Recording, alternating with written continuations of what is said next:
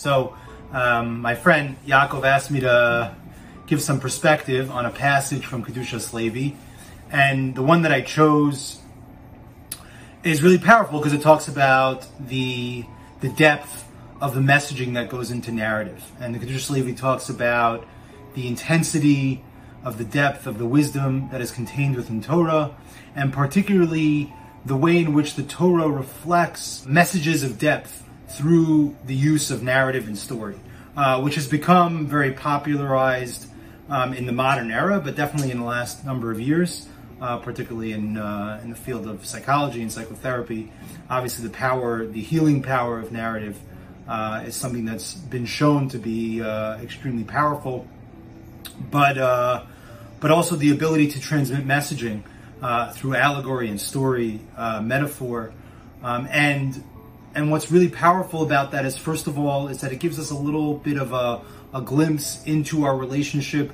with God, because God, ostensibly, Hashem, is a storyteller. And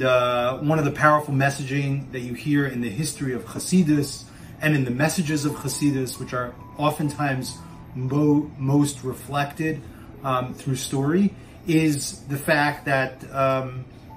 the Baal Shem Tov and his students always use stories to really capture the deepest messages. And none is more powerful than, for sure, the fact that Rebbe Nachman, when he was done teaching everything he could teach in the way that he was teaching it, he ended off by telling stories, by being a storyteller. So the depth of all reality is in our story. And what's really powerful about that is that each of us is both a storyteller and a story.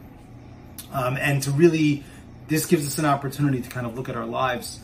through that frame, that all the different moments and choices and things that we do, and the narratives we tell ourselves and the narratives that we create are the evolutionary processes of us bringing to bear the story of us that began with the creation of all reality and has now manifested in our lives. And that Hashem has been waiting, so to speak. I think that's the power of that,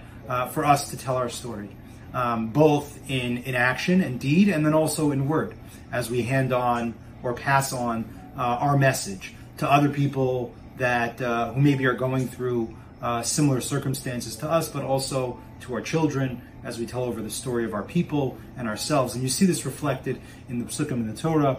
the emphasis on telling over our story to the next generation.